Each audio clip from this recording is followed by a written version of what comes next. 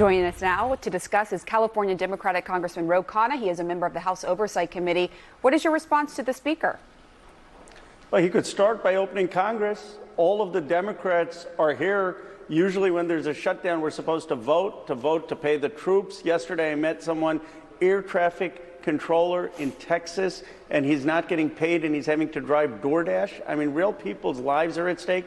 And the only reason that the Speaker has shut down Congress is because he does not want a vote on the Epstein files. He's not swearing in Adelita Grijalva. And that's, I think, what is so galling. Of course we want to compromise, we want to work, but to do that, you have to open up Congress. He's had Congress shut since September 23rd. He has, of course, denied that. But what would it do if Republicans were physically there? Because they have said, look, we'll open the government, let's open the government, and then we'll talk about the ACA subsidies.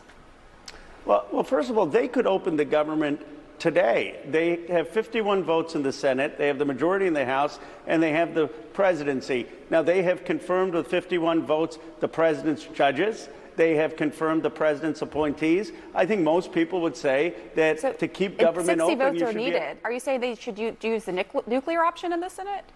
Yeah, I don't consider it a nuclear option. I was consistent when Biden was president. I think they should have done things on 51 votes to keep the government open. And I'm saying the same thing with them, with Senator Thune. Marjorie Taylor Greene has made the same point. Keep the government open. They could do that today with 51 votes. If they want Democratic votes, then they need to listen to people like Marjorie Taylor Greene and others who are saying the healthcare system is broken. People's premiums are going to double November 1st if they're on the exchanges. And what Democrats are saying is if you want our votes, make sure that we extend the premium tax credit so the healthcare costs don't double for ordinary families. Right. And these healthcare subsidies, as you mentioned, they are expiring soon because when Democrats controlled Congress and passed the Inflation Reduction Act, it included that expiration date. Not to mention the Democrats were the key architects of the Affordable Care Act. Is this a crisis of your own party's making? No, the crisis was that we didn't have health insurance in this country, that 35+ million people would go into huge medical debt, that young people were not covered. And then President Obama, in a historic achievement rivaling the creation of Medicare and Medicaid, finally covered people on the exchanges. And that was a monumental achievement. The Republicans have been trying to repeal that ever since. Why? Just because it's called Obamacare. They just want to repeal everything Obama did. But what we're trying to do is strengthen it. And ultimately, yes, we need single payer and Medicare for all, but we can't in the meantime have premiums double for this country. And fortunately now, people like Marjorie Taylor Greene and Republicans recognize that we should be extending the Affordable Care Act tax credits. Right, but it was Democrats. When Democrats were in control, they put this expiration date for the ACA subsidies. And now Democrats are saying, look, we're not going to vote for this clean CR until we do something and extend the subsidies. Was this a mistake back in 2022 not to push to extend them longer so that you're not in this position right now? Well, some of us wanted to make them permanent.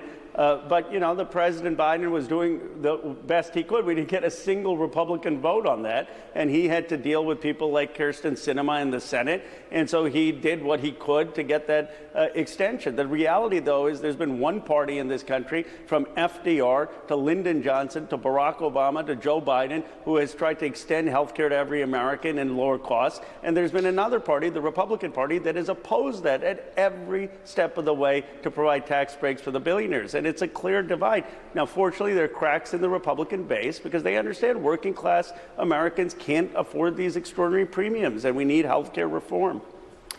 My colleague Stephen Collinson writes this about Democrats' push for health care reform, highlighting that this is no normal administration or shutdown, saying, quote, the president doesn't just move the goalposts, he rips up the entire pitch.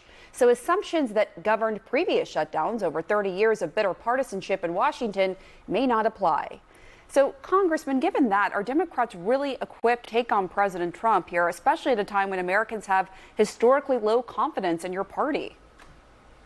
Well, what they have even less confidence in right now is the Republican leadership and Donald Trump, because they understand what this is about. They understand that what the Democrats are saying is we need to make sure that people's premiums don't double. And they understand that the Republicans just passed a bill of 4.5 trillion tax breaks to the billionaires in my district. And we're doing fine, the billionaires in my district. They're inventing AI. Okay. They're making trillions of dollars. We want to extend healthcare tax breaks for the working class, not tax breaks to the billionaires.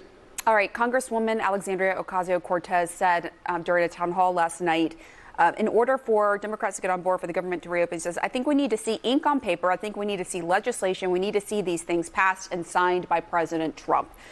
Do you agree? Should Democrats refuse to reopen the government until President Trump signs health care legislation? Well, we need a commitment that there's going to be the extensions to the Affordable Care Act in the bill. And that would mean that people on November 1st won't have their premiums double. It's actually a very, very reasonable demand from Democrats. And I think I think Trump wants that. But, you know, he has to convince a number of his own Republicans to do that. But why would you want, as President of the United States, for 24 million Americans to have their premiums double starting in November? And that's really all the Democrats are fighting for. It's for working class families to have their health care costs not rise. Congressman Khanna, thank you so much for your time.